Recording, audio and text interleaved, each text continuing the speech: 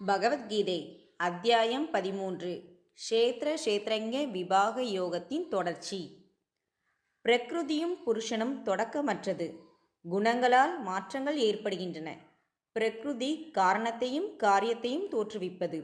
சுக துக்கங்களுக்கு ஜீவாத்மா காரணமாகிறது. புருஷன் பிரகிருதியில் இருந்து கொண்டுதான் குணங்களை அனுபவிக்கிறான். அதுவே பிறப்பிற்கு காரணமாகிறது. ஆத்மா என்றால் பரமாத்மாவை குறிக்கும்.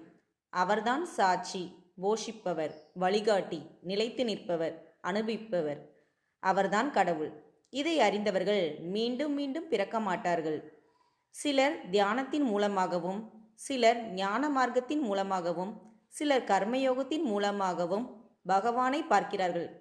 மற்ற மந்த புத்தியுள்ளவர்கள் இதை அறியாமல் தத்துவம் அறிந்த பெரியோர்களிடம் கேட்டு அவர்களை பின்பற்றி பகவானை அடைகிறார்கள்.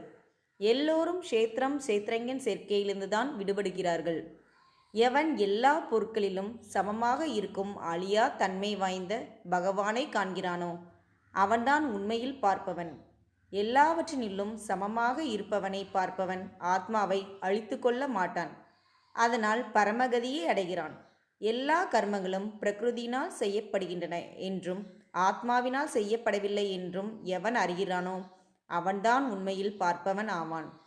எல்லாம் பரமாத்மாவில் அடக்கம் என்று தெரிந்து கொள்பவன் பிரம்ம நிலையை அடைகிறான். இப்பரமாத்மா உடலில் இருந்த போதிலும் ஒன்றும் செய்வதில்லை.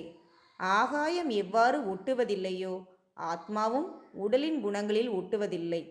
இவ்வுலகத்திற்கு ஒரு சூரியன் ஒளி தருவது போல ஒரு ஆத்மா இந்த உடலுக்கு ஒளி தருகிறது. இவ்வாறு க்ஷேத்திரம் க்ஷேத்ரஜ்ஞன் வேறுபாட்டை அறிந்து பிரகிருதி மற்றும் அதன் செயல்களிலிருந்து விடுபடுவதை எவர்கள் தங்கள் ஞான கண்களால் பார்க்கிறார்களோ அவர்களே பரமாத்மாவை அடைகிறார்கள்.